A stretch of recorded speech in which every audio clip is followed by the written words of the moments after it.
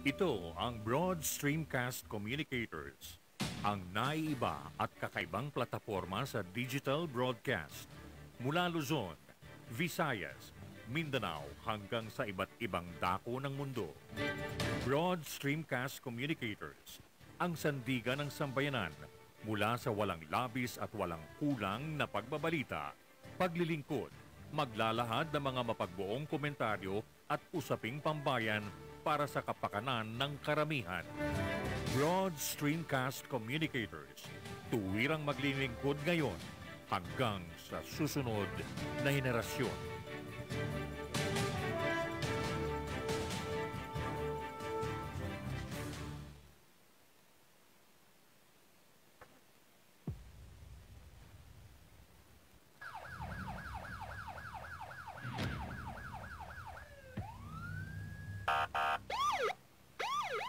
Digital Patrol. Ito ang palatuntunang magtutuo ng pansin sa mga pangyayari at kaganapan sa ating kapaligiran. Digital Patrol. Tatalakay sa mga usaping panlipunan, mga isyong naglalagablak. Digital Patrol. Magbibigay daan sa inyong mga saloobin at karaingan. Digital Patrol.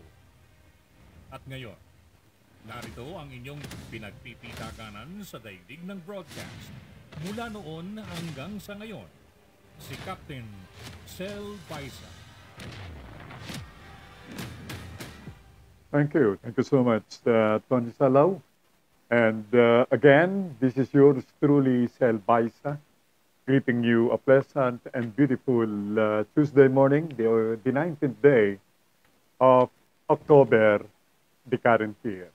And of course, ako po'y sasamahan ni Nash, din ni Semanita up to 11 o'clock. Ayun pong umagang ito ng Martes. So without much further ado, before we run out of time, let's welcome the show. Mga gilog kong mga tagapakinig, ang inyong Digital Patrol.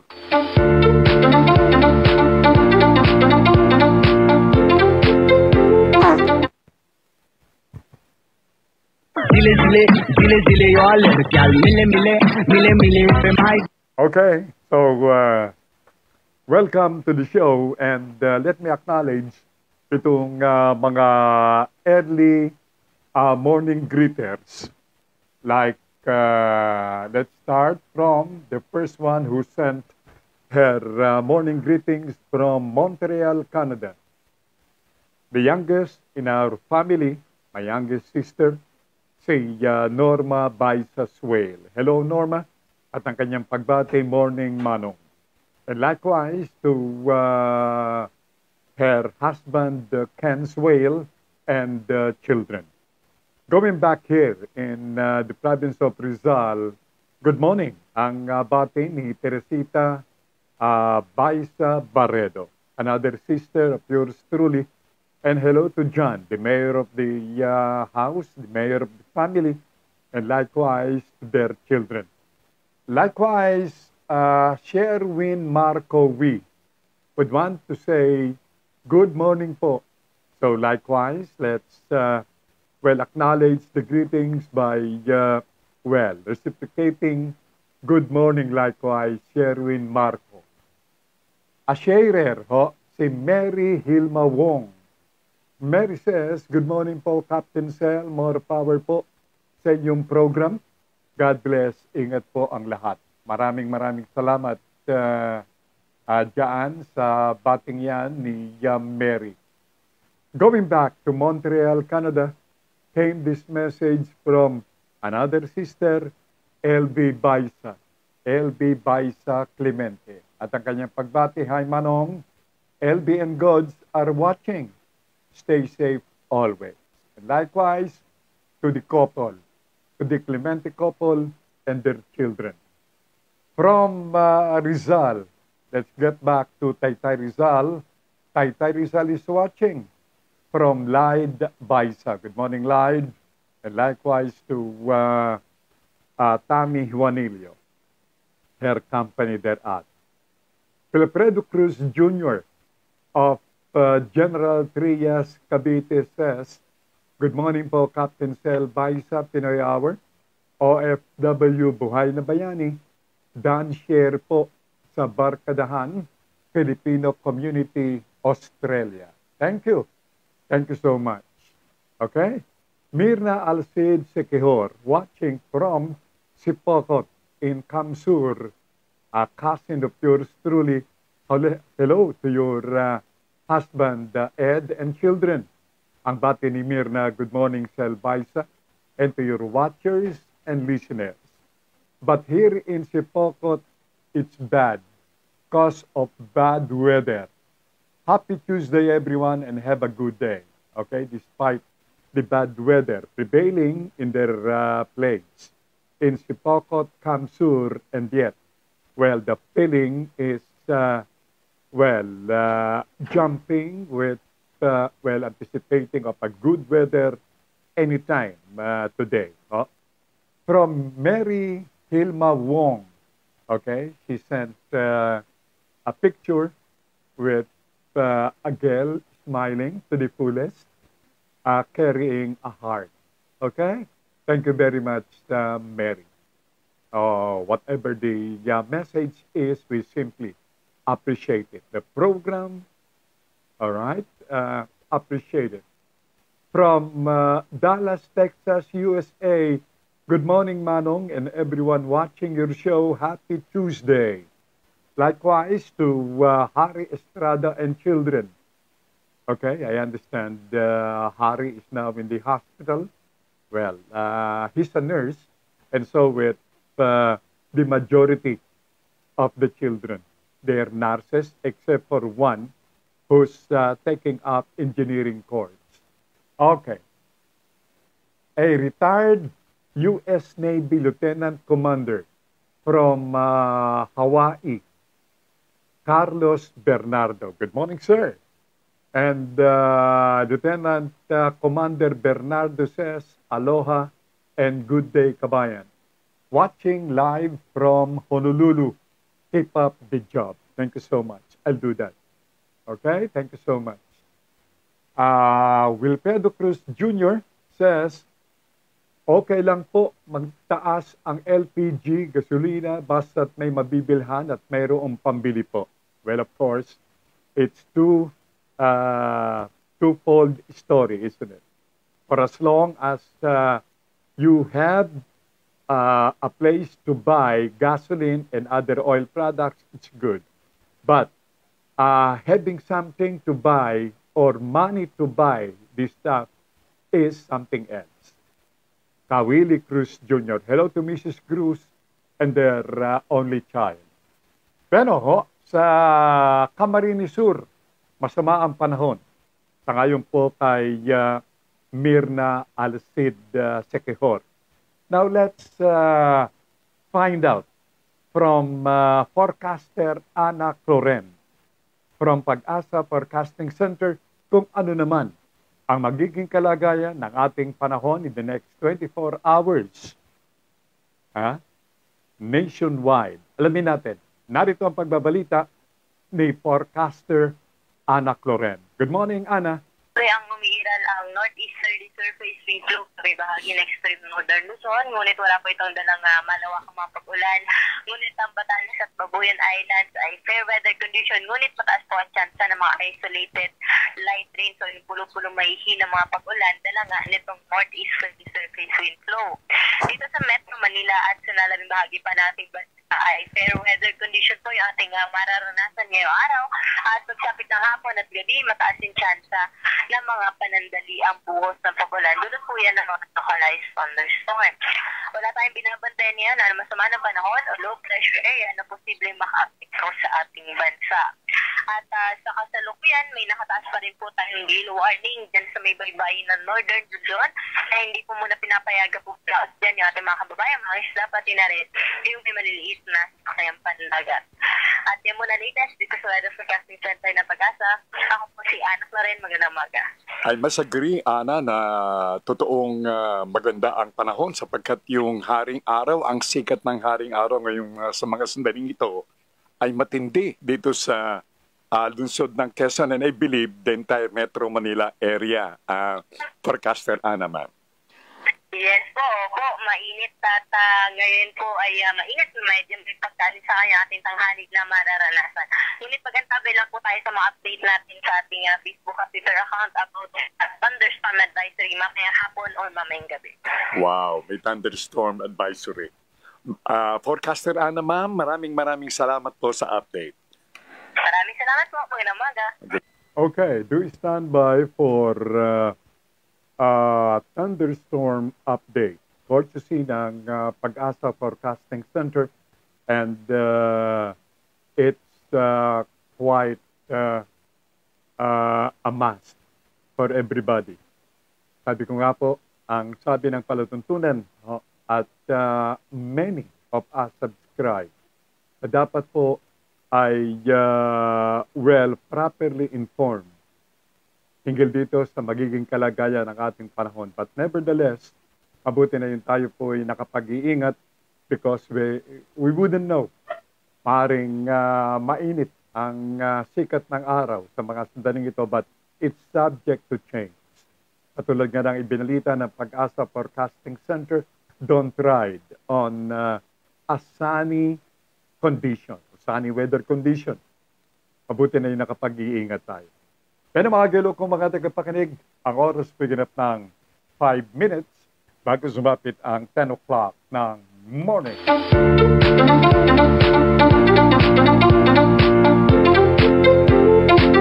COVID update. Ito ay upang mabigyan ang ating mga tagapakinig ng kaalaman, impormasyon related dito sa pandemya na ating pong nararamdaman o patuloy na nararamdaman dito po sa ating bansa at elsewhere in the world. At of course, wala tayong mga nakukuhang mga info other than Russia na kung ating ikukumpara ang ating bansang Pilipinas where 100-fold luckier than them. Sapagkat sa kanila, libuhan yung pong mga nagkakasakit on a 24-hour basis. At marami din ang namamatay compared dito sa ating bansa, likewise on a 24-hour basis. From Kawili, dito po sa lugar namin, mainit po. Totoo po, di po ma-disqualified si Vice President Leni patungkol po sa paghihingi ng pondo. Okay? Yan po mula kay Ka Willie Cruz Jr. Now going back to what I'm stating, itong hinggil sa COVID update. As of yesterday, ito po ang balita ng DOH. Ang mga bagong kaso na naidagdag dito sa bilang ng coronavirus case sa ating bansa ay 6,943 cases. Yan po mga bagong kaso.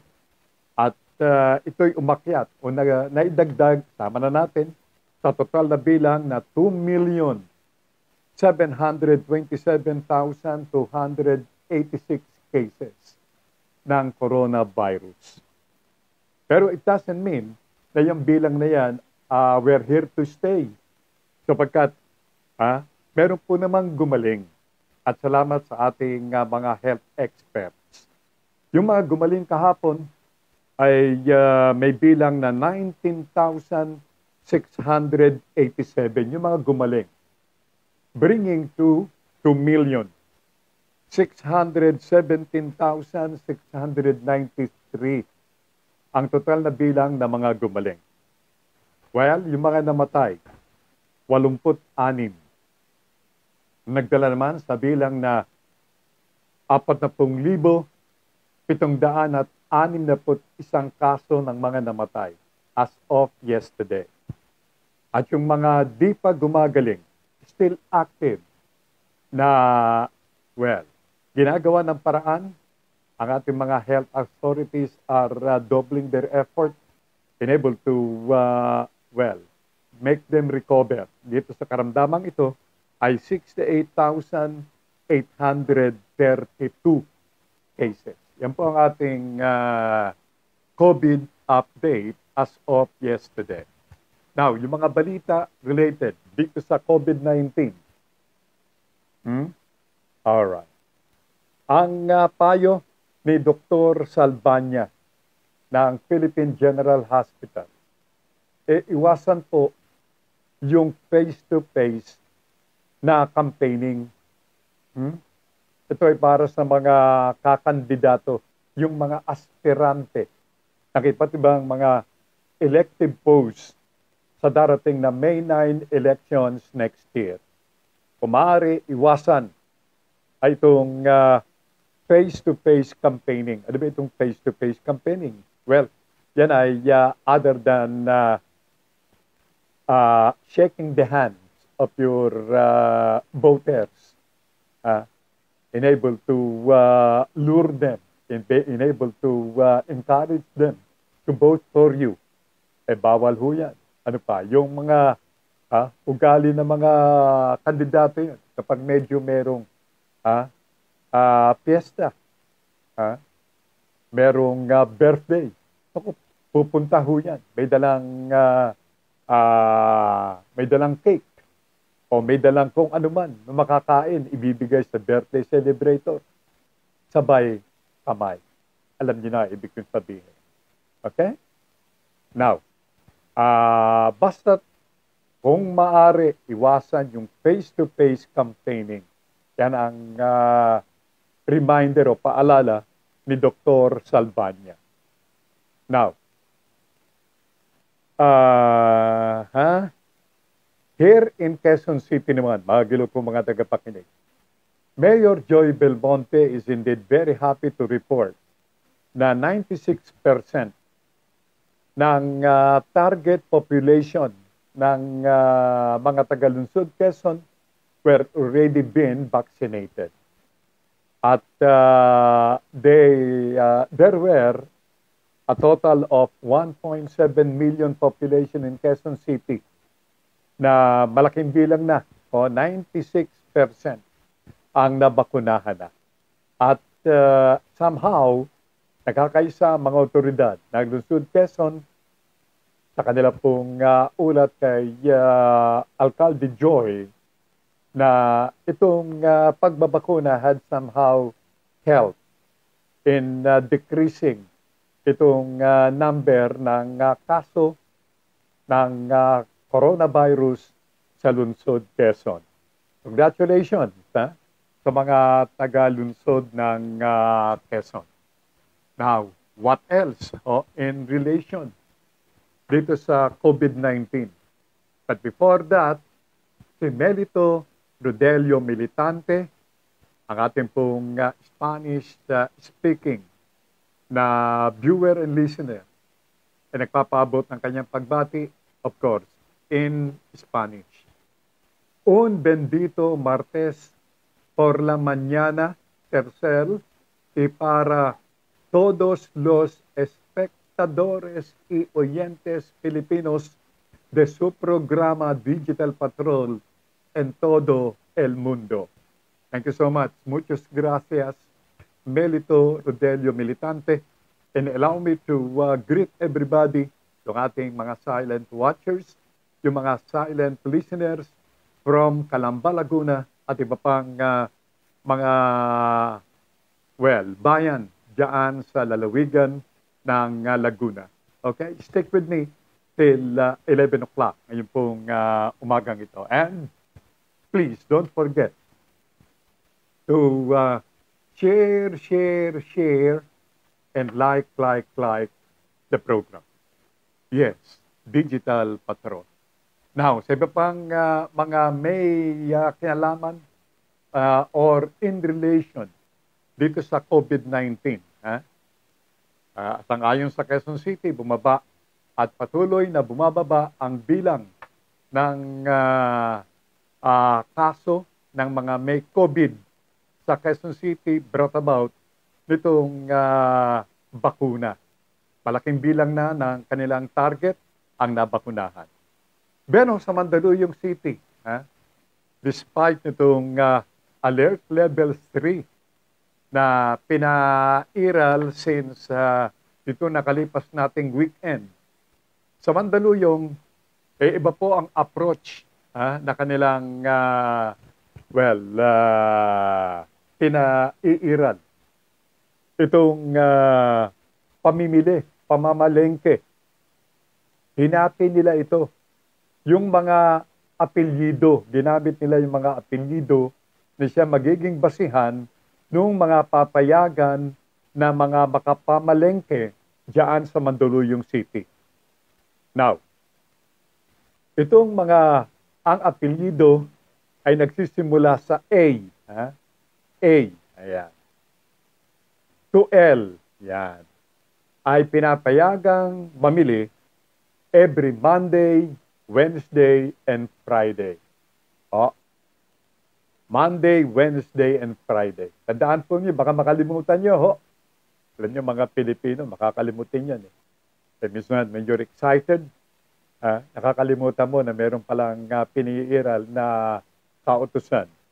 Which, for myself, something that you should not ignore. Something that you must comply with. Because yan po ay pinag-aralan not for anything else, kundi para mailigtas yung ating mga kababayan dito sa pagiging effect nitong coronavirus. Meantime, yun namang may mga apelyido na nagsisimula sa letter M up to letter Z.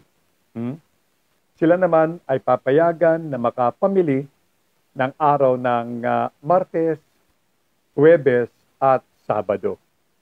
Martes, Huwebes, at Sabado.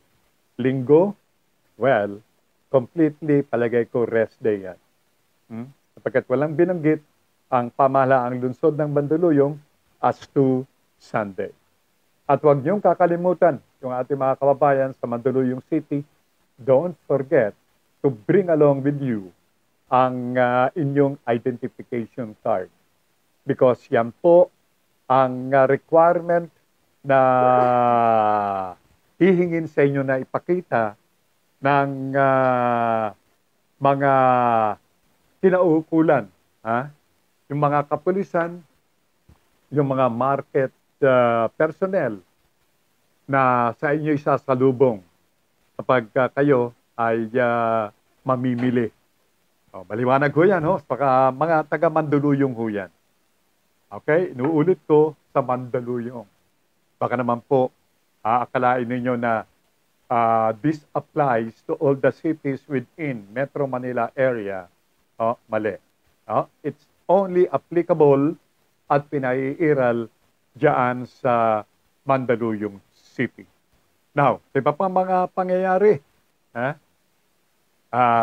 Ang Metro Manila Development Authority or MMDA is, looking at all angles. They are thinking of relaunching itong number coding, particular sa mga busy thoroughfares. Ang dahilan, since the implementation o pagsisimula nitong alert level 3. By the way, bago ko makalimutan, tayo po'y sabayang ding naririnig, napapanood sa Pinoy Hour, sa kanilang channel, sa kanilang platform. Nakabase po sila sa Alberta, Canada. Kahapon, binibida ng akin pong anak na is interviewing ang isang Filipino-Canadian na tatakbo sa isang elective post diyan sa Alberta, Canada. And we're waiting for, feedback on that particular interview. Kung ano itong mga salient points na kanyang may babalita sa inyo. Okay, abalang-abala rin yung mga taga Alberta, Canada sa darating na lang halalan. Good morning to John, to Melody and children, and to all the Filipinos in Alberta, Canada, particularly those behind the program Pinoy Hour. Thank you so much for, patronizing the program and indeed making us a part of your programming scheme, ang Pinoy Hour. From Samuel Asentado Gabot, mga gilukong mga tagapakinig. Ha? Ayan. Ha? 6 to 8.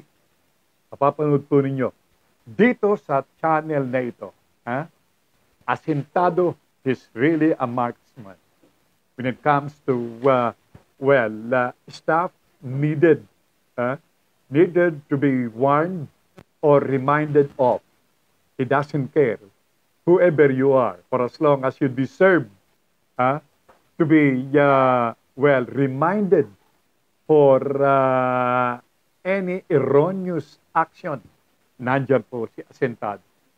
And Sammy says, isang mapagpala at naglalagablab na pagbati sa lahat ng mga taga-subaybay ng Digital Patrol sa buong mundo. Naway gabayan tayong lahat ng dakilang Ama at ng kanyang bugtong na anak, ang mahal na Panginoong Jesus mabuhay. Thank you so much, Sammy. All right?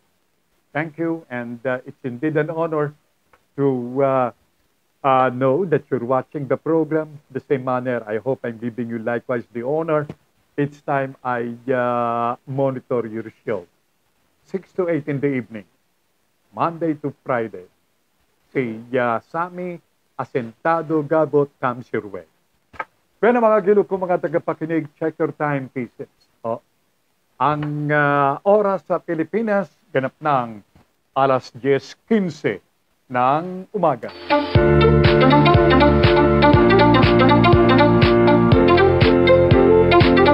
And, we're running into the second portion of the program till 11 o'clock.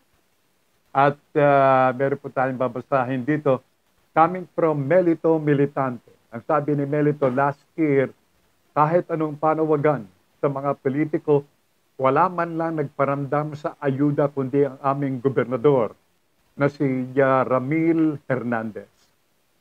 Namigay ng bigas, may mga groceries. Ang problema,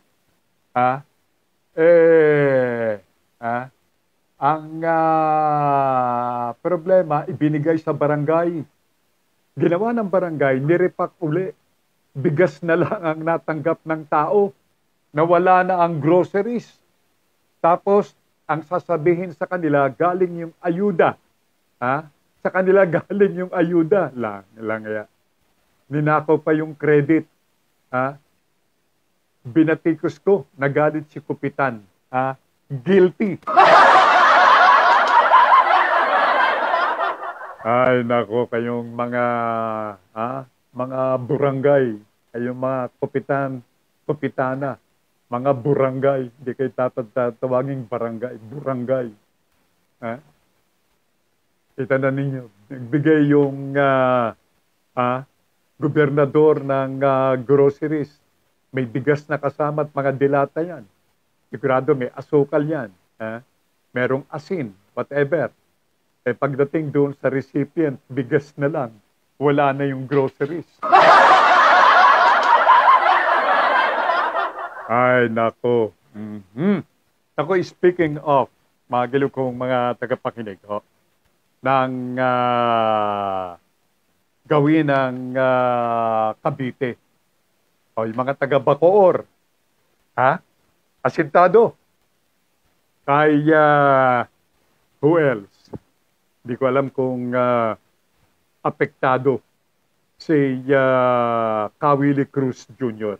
At iba pang mga taga-Cavite. Pero pakinggan nyo, sapagkat babanggitin ni Grace Laksa. Si Grace, ang incidentally, ay siyang opisyal na tagapagsalita ng Maynilad Water. Alam nyo, sa darating na Oktubre 25 hanggang 28, maglagay na po kayo ng red letter mark sa inyong mga kalendaryo. Kung hindi, sa inyo pong mga cellphone. Ilagay nyo sa inyong note application ng inyong pong cellphone. October 25 to 28, mawawalan kayo ng tubig. Naku, sakit po sa tenga, ano po? Yes, mawawalan kayo ng tubig. Ang dahilan,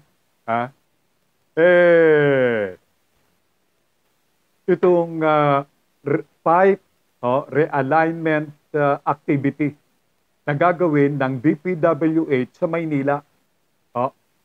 Sa Maynila ito. Kaya apektado rin ang lungsod ng Maynila, particular yung mga taga Sampaloc. Marami ho tayong mga watchers and viewers. Watchers, viewers, and listeners. Diyan sa Sampaloc, Maynila. Palagay ko, starting today, yung inyong mga basyong mga drums, ilabas nyo muli. Punuin ng tubig yan. Until the time na magre-resume yung daloy ng tubig sa inyong mga faucets. Ulitin ko, October 25 to 28, mawawalan ng tubig 4 na araw. Kaya milyong-milyong mga consumers ng Maynilad ang maapektuhan. Kasama ho ang Pasay City. Maynila, Pasay City, kasama ang Las Piñas. Kasama ang ilang pang mga bahagi ng Metro Manila area. Ating pakinggan ang balitang ito sa pakikipanayam ng Digital Patrol kay Binibining Grace Laksa. Magandang umaga, Grace. Umaga sa iyo, Miss Grace Laksa, ma'am. Hello, good morning, Sir Shell, at sa lahat po na ating tagapakinig. We understand na due dito sa pipe realignment activity na isasagawa ng DPWH sa October 25 and 28 ay maapektuhan ang maraming mga lugar diyan sa far south ng National Capital Region. Now, mawawalan ng tubig yung maraming lugar. Would you want to elaborate on this? Miss Yes, Grace? sir. Opo, Sir Shell. Magsasagawa ang DPWH ng flood control project sa Manila. Upang bigyan daan po ang proyektong ito, kinakailangang ilihis ng Maynilad ang 7-foot diameter pipeline na nasa Sobriedad Street, corner Cristobal sa Manila, simula po October 25, sa Lunes po yan, hanggang October 28. Dala ng masabing pipe realignment activity, ang mga customer po ng Maynilad sa ilang bahagi ng Las Piñas City, Makati, Manila, Parañaque City, Pasay, Bacoor, Cavite City, Imus, Kawit, Noveleta at Rosario, Cavite ay pansamantala pong makakaranas ng pagkawala ng tubig sa pagitan ng 11 a.m. ng October 25 sa Lunes hanggang 11:59 ng gabi ng October 28. Maaari po nating tignan ang detalye sa aming pong social media accounts sa Facebook at Twitter at sa aming website sa www.mayniladwater.com.ph o tumawag sa aming hotline sa 1626. Tinapayuhan ng mga apektadong customers na mag-ipon po ng sapat na tubig para sa itatagal po ng water service interruption. Meron din po tayong mga water tankers na nakaantabay upang maghatid ng malinis na tubig. Sir Chel, humihingi po kami ng paumanhin sa abalang dulot po nito. Ang proyektong ito ng DPWH ay makakatulong upang masolusyonan ang madalas na pagbaha sa Manila at ang paglihis ng primary line ng Maynilad ay kailangan pong gawin upang mapadali ang mga activities ng DPWH sa lugar. Mahalaga. Hello, Sir Shell. Yes, ma'am. Mahalaga, Miss Grace, sa mga sandaling ito na malaman ang ating mga kababayan doon sa mga apektadong lugar yung contact number ng Maynilad in case na meron silang katanungan o maaaring humingi ng assistance sa inyong water company, ma'am. Pwede po silang tumawag sa aming hotline sa 1626 o kaya po makipag-ugnayan po sa aming Facebook o kaya po sa Twitter accounts po namin, sir. Ito po ay may sasagot sa inyo at pwede po kayo mag-request kung hindi po kayo nakaparinig ng ating po mga announcements, pwede po tayo mag-request ng water tanker. Pero syempre, iniiwasan natin yan, Sir Sel, na kasi medyo 4 na araw yon. So, kailangan nating paghandaan at sa katunayan na maaga po tayo nag-anunsyo at nakikipag-ugnayan din tayo sa ating mga barangay at LGU upang kami po ay mag-assist sila upang matulungan na maipahatid natin sa ating mga customers, yung mga affected po dyan sa South Manila po ito. Pero kasama po dito yung mga 2.9 million customers po ito, Sir Sel, at kailangan mapaghandaan po nila. Although iba-ibang araw po ito, pero ang mga 60%, 60,000 na water service connection ay nakatuon sa Sampaloc. So sila po yung talagang affected po nitong water service interruption na ito. Si Binibining Grace Laksa, thank you so much, Grace, sa iyong ulat na yan. Narinig po ninyo, something like 2.9 million na mga consumers ng Maynilad ang maapektuhan ito at ang hardly hit ay yung mga taga-Sampaloc, Maynila. Pagkat doon nakasentro, nakafocus yung gagawing pipe realignment activity ng DPWH. Kaya naman, konting pasensya ang hinihingi ng Maynilad sapagkat ito naman ay para din sa ikagiginhawa ng mga taga-Sampaloc because once na natapos ang project na ito, activity ito, mababawasan na yung pagbabaha diyan sa gawin ng Sampaloc, Maynila.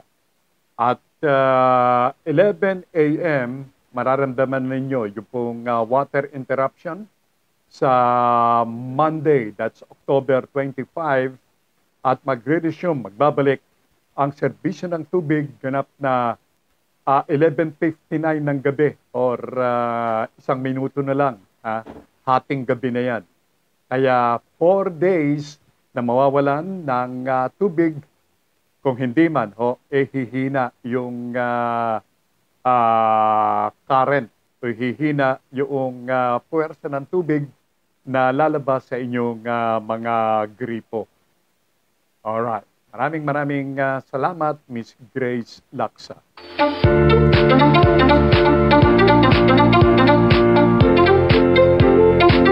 Okay. Mula kay Melito Rodelio Militante. Last week, ang sabi ni Melito, may pangyayari.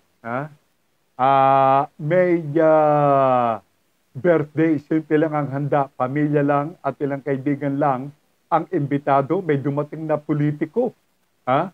May dumating na politiko. Now, nasaan na? Nasaan ka na? Anyway,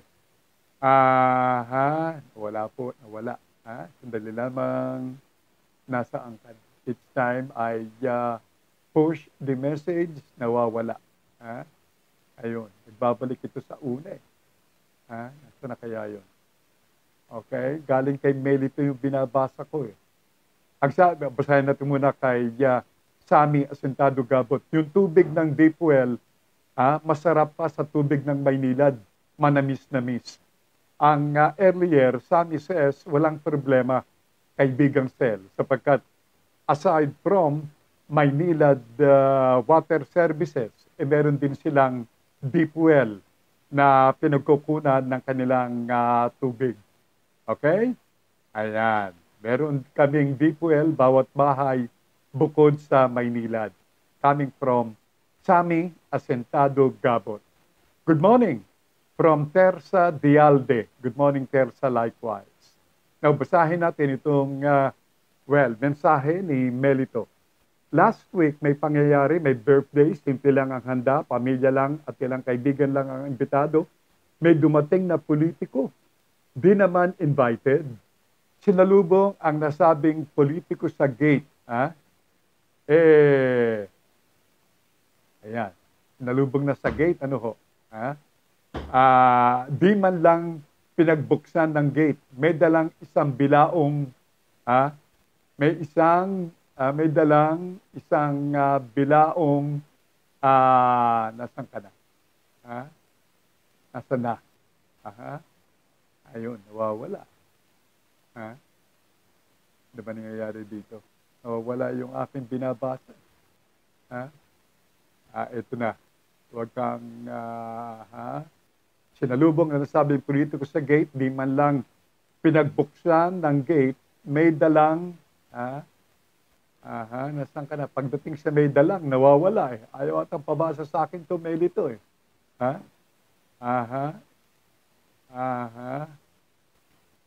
Nawala raw ako sa focus. Pakiayos mo nga, Nash.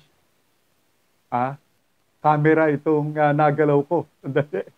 Nawala ako sa focus. Nash.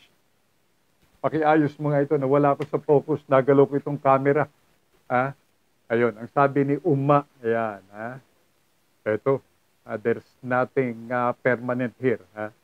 Once na may nagalaw ka. Ayan. Ayun. Pakibalik mo nga. Nasaan? Ayun. Balik. I'm back, Norma. Okay. Wala ka sa focus. Ang sabi ni Norma, ang aking sister watching from Montreal, Canada. I'm back. Now, di naman pinagbuksan ng gate. May dalang isang bilaong pansit. Sabi ng may birthday sa politiko, ayun, ito na tayo sa climax na ito eh. Ito na. Ayan. Ang sabi ng may birthday sa politiko, pasensya na po, kami-kami lang po ang nagse-celebrate, bawal po. Nasaan ka na naman? Nawawala. Kung kailan maganda na yung binabasa kong parte, nawawala naman. Ayan. Salamat na lang po sa pansit. Ibigay ninyo na lang sa mas nangangailangan at sana noong kasagsagan ng pandemya, kayo namigay at di ngayong nakapag-file na kayo ng candidacy. Umalis daw po si politiko. Palagay ko, nakayuko. Ay, nako.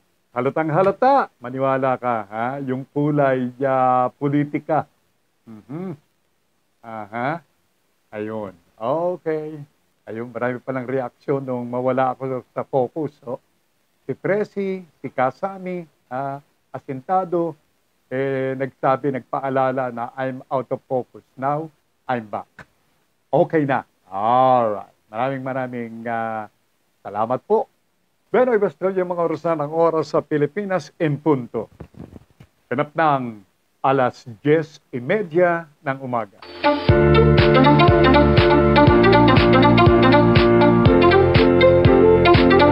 And this past becoming accustomed here in the program, pagdating ng ganitong oras, we share yung ating, niluluto and perhaps what you're thinking to prepare para sa inyong luncheon get-together. Ngayong pong araw na ito, kung anong masarap na pananghalian. You can share it with us. Alam nyo, yung ating mga watchers, yung ating mga viewers sa ibang bansa who are actually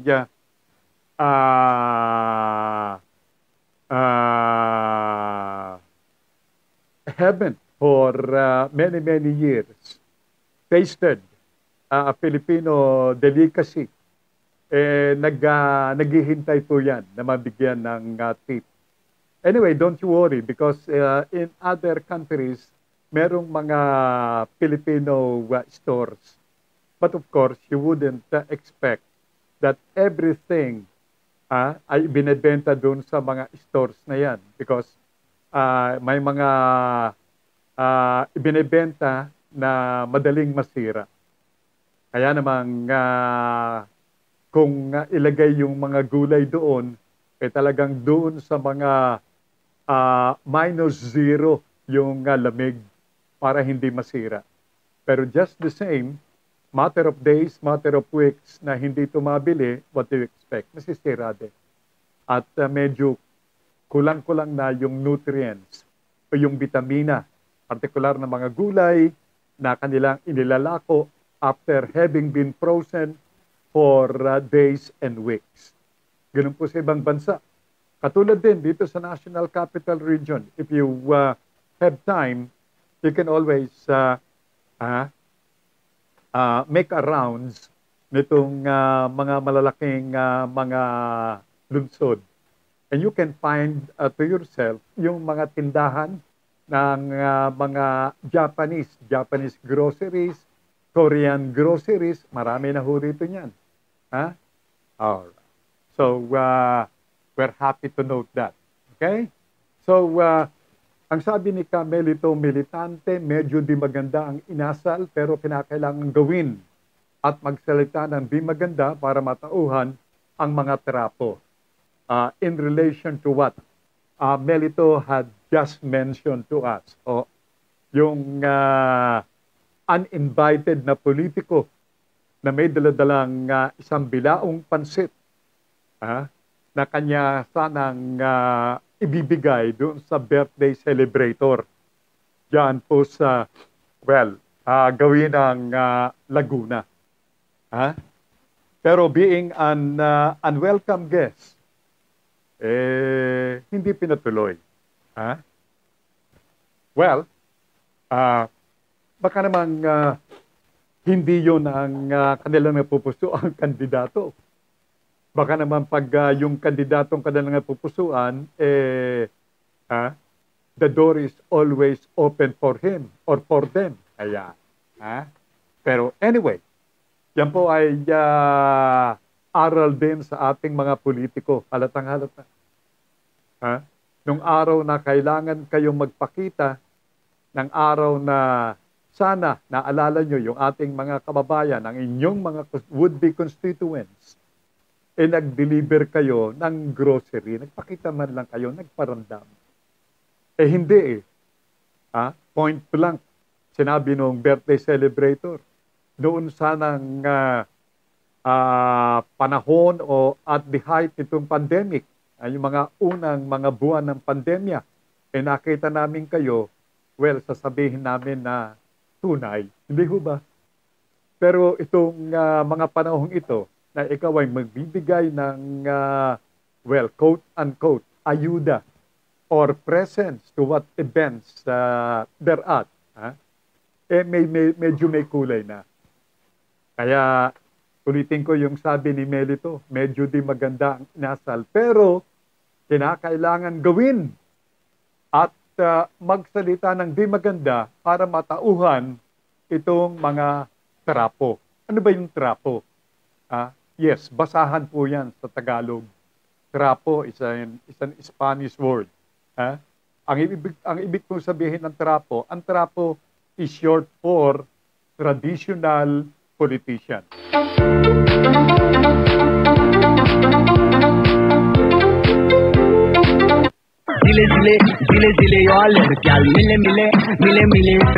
Pero oras po'y ganap ng alas 10:36 ng umaga and we're till 11 o'clock. Ayun pong araw na ito.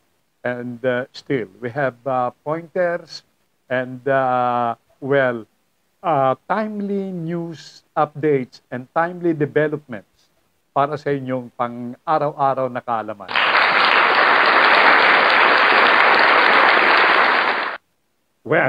Another big-time oil price increase. Ngayon po'y nag-transpire ngayong araw na ito.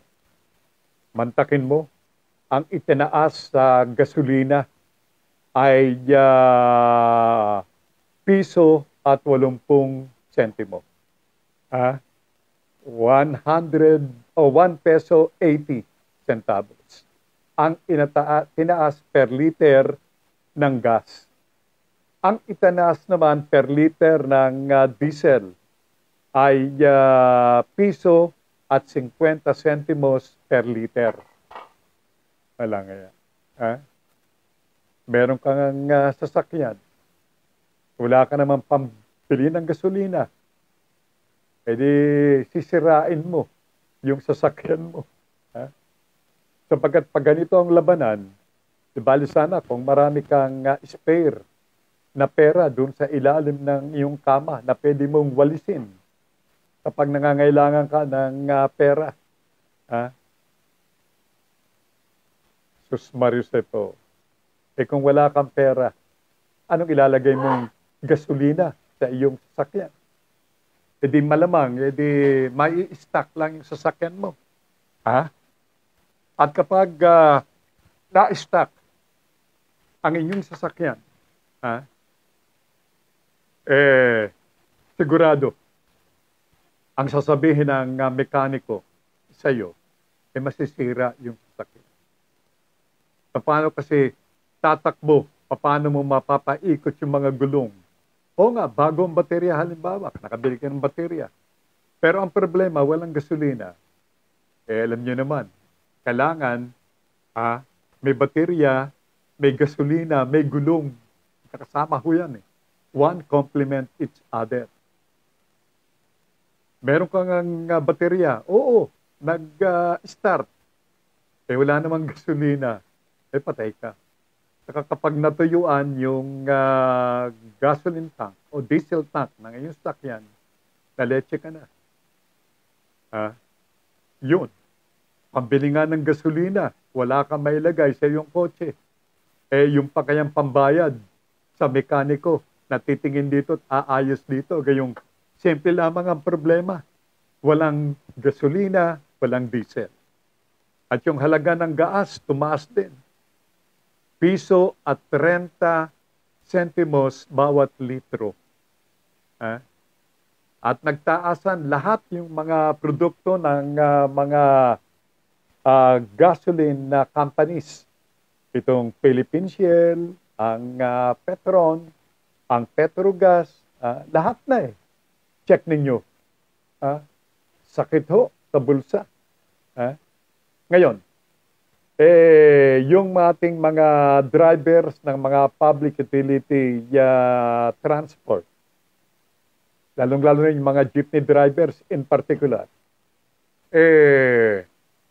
taimtim, matigas ang kanilang paninindigan na sila'y humihingi ng karagdagan na 3 piso para sa minimum fare increase, magiging 12 piso.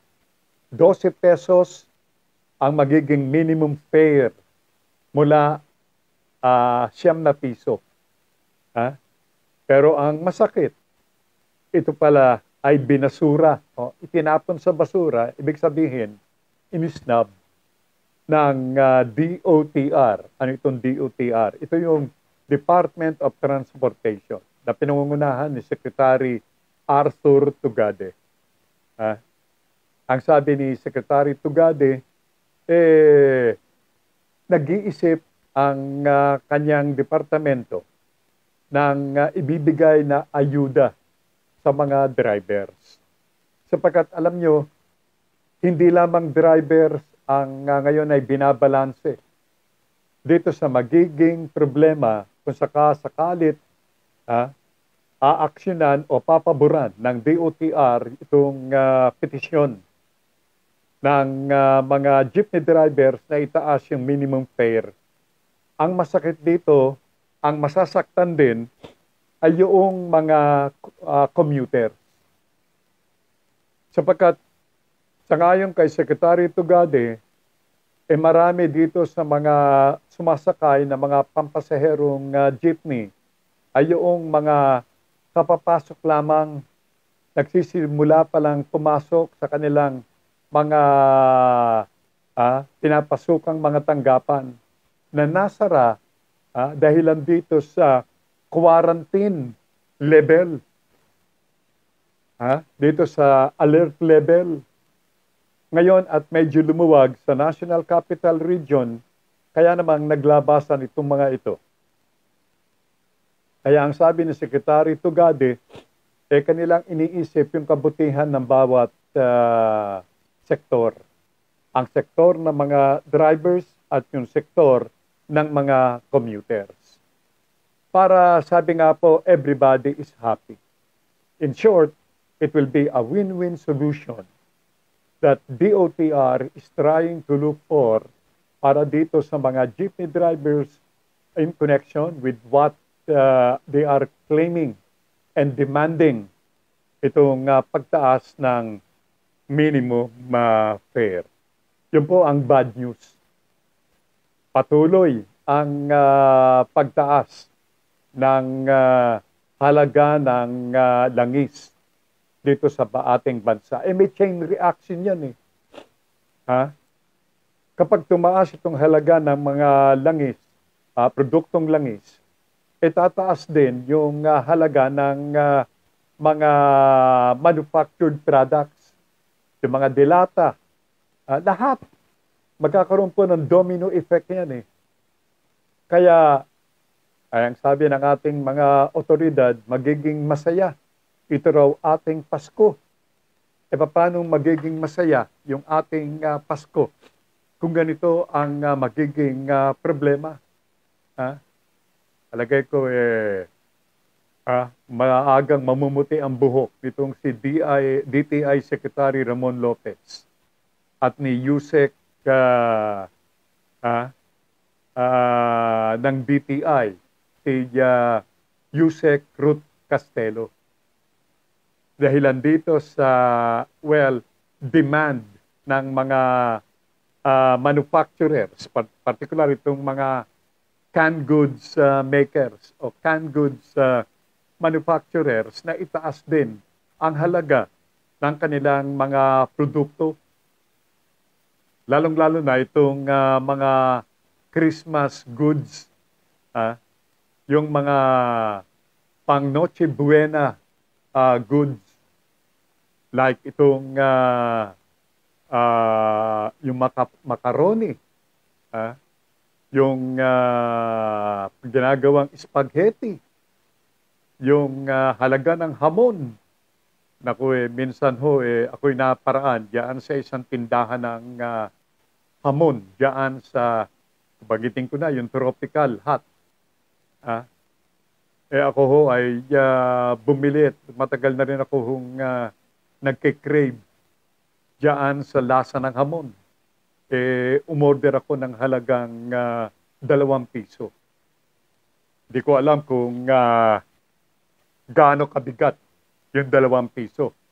Pero nevertheless, yan po yung pinaka-minimum na halaga ng ibinebenta nilang hamon.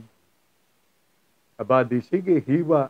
Yung hiwa ho, kapag medyo malakas ang electric fan na nakatapat doon, nililipa rin. Siguro, 5 hiwa lang ho. Nang hindi kalakihan na hiwa ng hamon, 2 piso na. Hindi ho ako nagbibiro. I'm a witness to that. Alam nyo, hindi ko malaman kung nagalit yung tindera ng hamon nang ako po ay umatras. Ang sabi ko, nako, kulang ang pera ko. Baka siguro babalik na lang ako. Siguro nahalata. Biglang nagbago yung mukha nung ali. Pero sabi ko, babalik ako. Once na ako medyo kumita, bibili ako ng hamon at dadagdagan ko yung halagang 2 piso.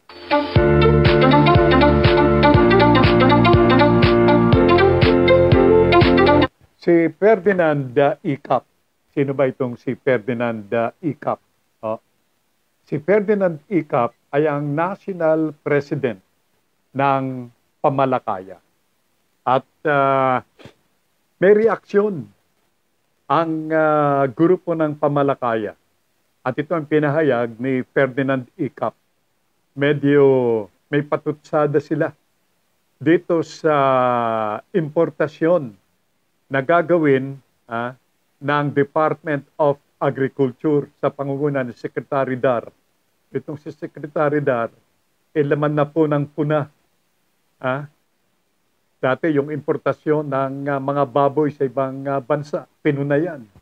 Ngayon namang importasyon ng tone-tonelada na galunggong mula sa China at mula sa Vietnam. Maniwala kayong galing ng China at Vietnam yan, baka yan galing din dito sa katubigan natin. Ibinibenta rin sa atin. Diyos mariset na buhay ito. Yung isda na dapat nakalaan para sa mga Pilipino, hindi natin mapakinabangan. Ang nakikinabang, itong mga intake at itong mga, sandali po lamang, ho. Yun. Sobrahan ng lamig kagabi. Ayan.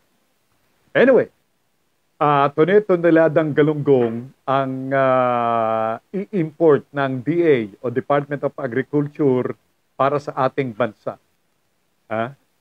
Ganito po ang naging pahayag ng grupo ng pamalakaya sa pamamagitan ng kanilang Pangulo na walang iba kundi si Ferdinand Icap.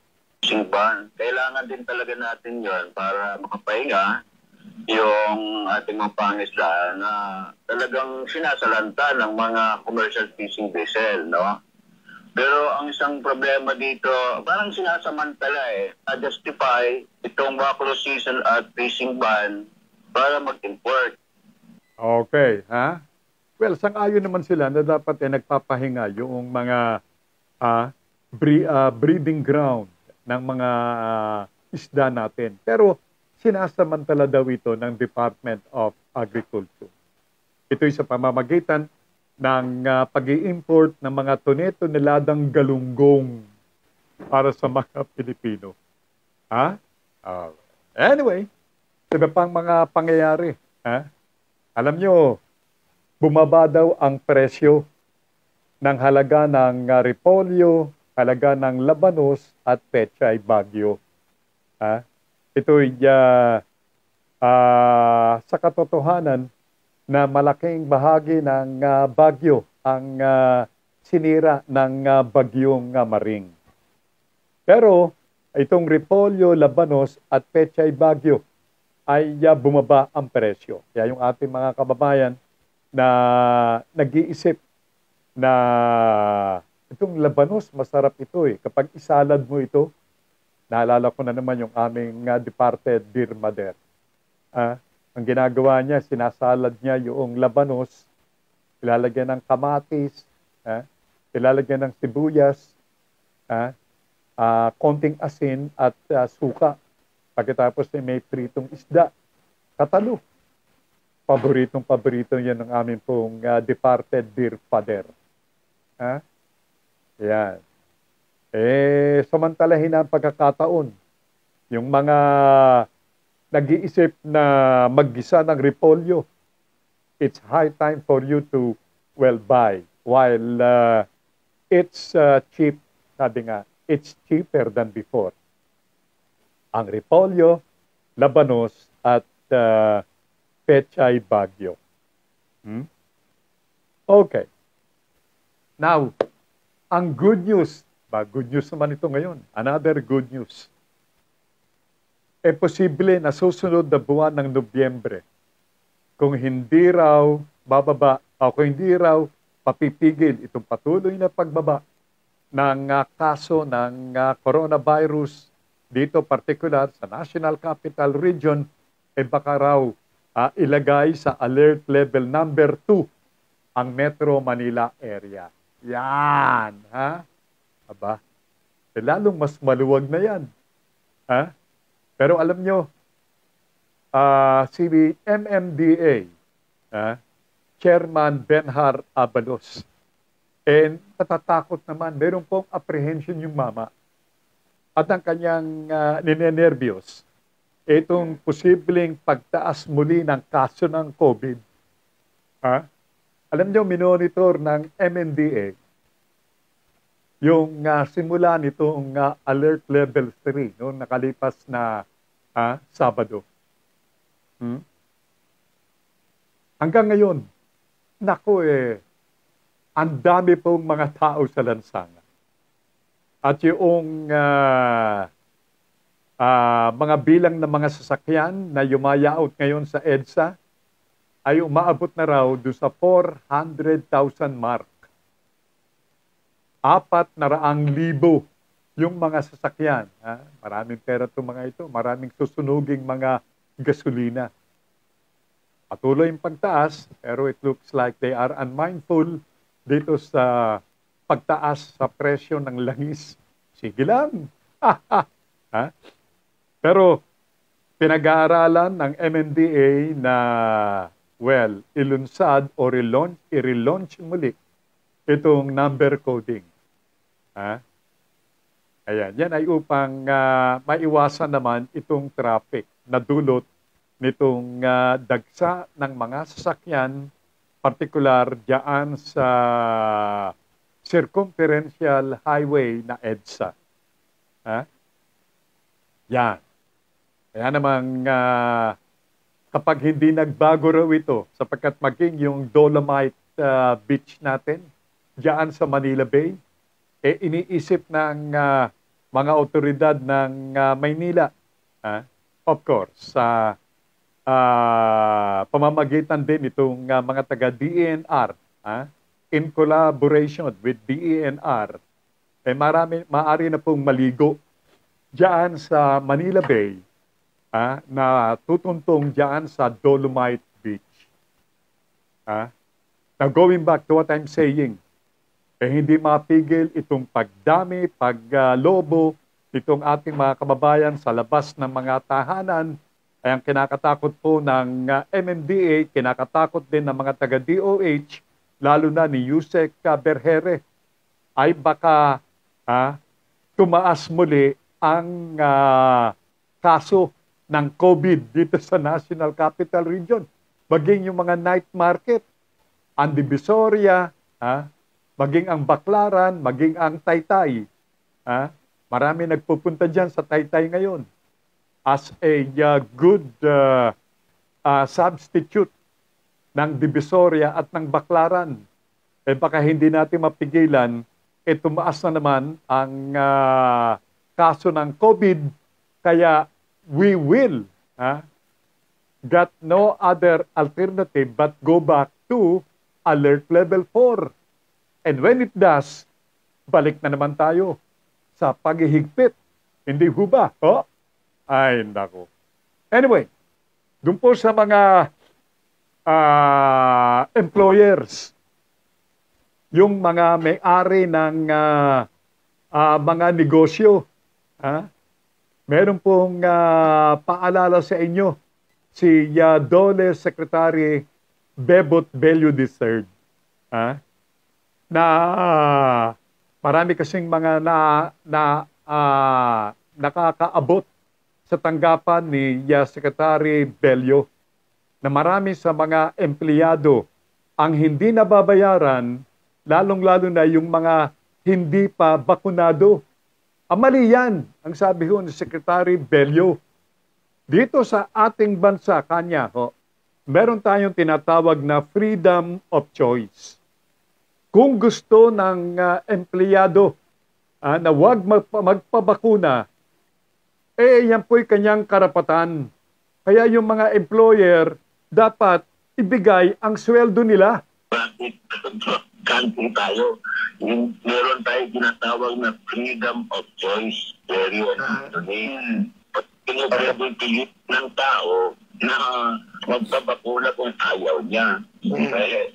At hindi mo rin sweldo niyo ang sweldo ng empleyado mo kung hindi bakunado dahil that would be a violation of the labor codes. Now, you cannot withdraw the salary of your employee except on legal grounds. And that is not a legal crime. Okay, illegal ho yan sa mga nagmay-ari ng mga negosyo. Porket ang inyong kawani ay hindi bakunado, ay hindi niya nasaswelduhan. So, along that tune, yung ating mga kababayan na hindi ring bakunado ay maaaring makapasok ng mga malls. Because we have a freedom of choice. Sabi nga po, quoting Dole Secretary Bebot Bello III. Well, I haven't been yet and I haven't visited any mall yet. But I'll do that any day this week, within the week. At ibabalita ko sa inyo kung ano ang patakaran sa mga malls. Sapagkat maliwanag ho yan. Sa ibang bansa kasi, pinaiiral yung tinatawag na freedom of choice. Kung gusto mong magpabakuna, magpabakuna ka. Kung ayaw mo, di huwag. Ganun lang kasimple po yan. Pero mga gilo ko mga tagapakinig, maraming salamat sa inyong muling pagsubaybay. At ulitin ko ho, doon sa mga hindi nakapangrinig nito pong aking binalita earlier. But you can always watch the program dito po sa YouTube. This will be replayed. Thank you to Charlie or thank you kay Gino, ang ating mga colleagues dito sa Broad Streamcast Communicators for, lending a hand in trying to reshow the program sa pamamagitan ng YouTube. Okay? Maraming salamat. Pero mga ginoo kong mga tagapakinig ho, mawawalan ng tubig Oktubre 25, 28, 4 na araw ang malaking bahagi ng Sampaloc, Maynila, kasama na ang Las Piñas, kasama ang Pasay, kasama ang Parañaque, Makati, Pasay. Ganon din ang mga taga-lugar ng Cavite. Bueno, salamat kay Nash. Thank you so much. Salamat kay Semanita.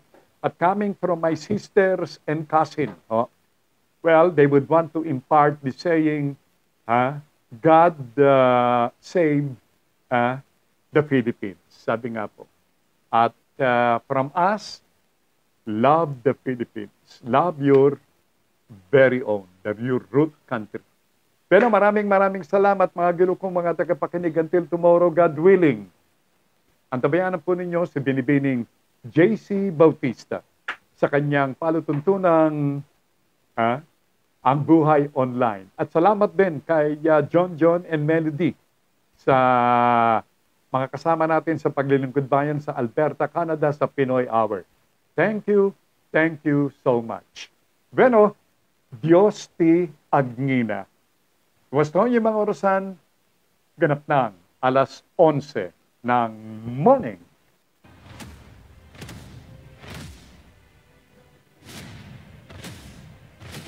Sumainyo ang Digital Patrol. Hanggang sa muli, dito pa rin sa Broad Streamcast Communicators. Maraming salamat po.